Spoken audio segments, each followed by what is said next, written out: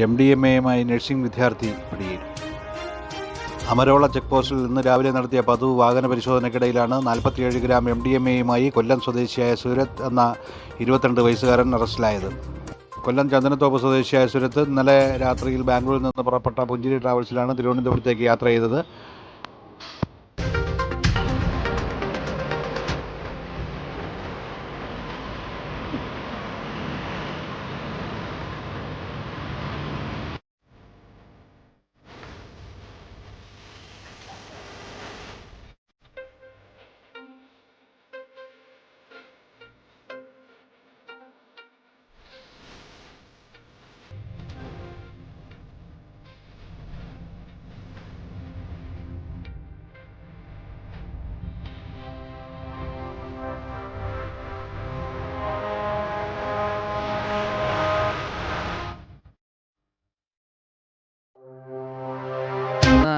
Amaravila excise check പോസ്റ്റിലെ പതിവ് വാഹന പരിശോധനയ്ക്കിടെ രാവിലെ 6 മണിയോടുകൂടി ബാംഗ്ലൂരിൽ നിന്നും തിരുവനന്തപുരത്തേക്ക് വരികയായിരുന്ന പുഞ്ചിരി ട്രാവൽസ് എന്ന ടൂറിസ്റ്റ് ബസ്സിൽ നിന്നും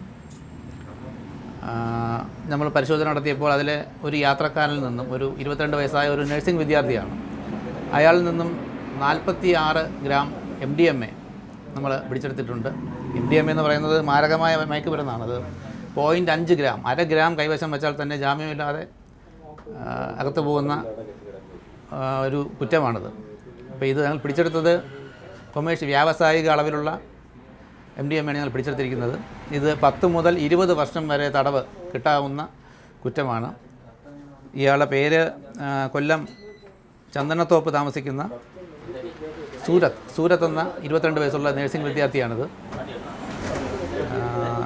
ഇതിന് വിപണി വില എന്ന് പറയുമ്പോൾ ഒരു ഗ്രാമിന് 4000 രൂപ വെച്ചാണ് ഇവിടെ ഇവർ വിൽക്കുന്നത്. 46 ഗ്രാം എന്ന് പറയുമ്പോൾ ഒരു ഗ്രാമിന് 4000 വെച്ചാണ് ഇവരിവിടെ കൊണ്ടുവന്ന് ചില്ലറ വിൽപ്പന നടത്തുന്നത്. ഒരു ഗ്രാം എന്ന് പറയുമ്പോൾ തന്നെ അത് പലതവണ ഉപയോഗിക്കാൻ പറ്റുന്ന അത്രയും ക്വാണ്ടിറ്റി ഉണ്ടാവും അത്. അപ്പോൾ ഇത് ഇയാൾ അറസ്റ്റ് ചെയ്തിട്ടുണ്ട്. അറസ്റ്റ് ചെയ്ത് ഇനി മറ്റു നടപടികൾ സ്വീകരിക്കാനായിട്ട് കോടതിയിൽ ഹാജരാക്കി റിമാൻഡ് ചെയ്യുന്നതാണ്.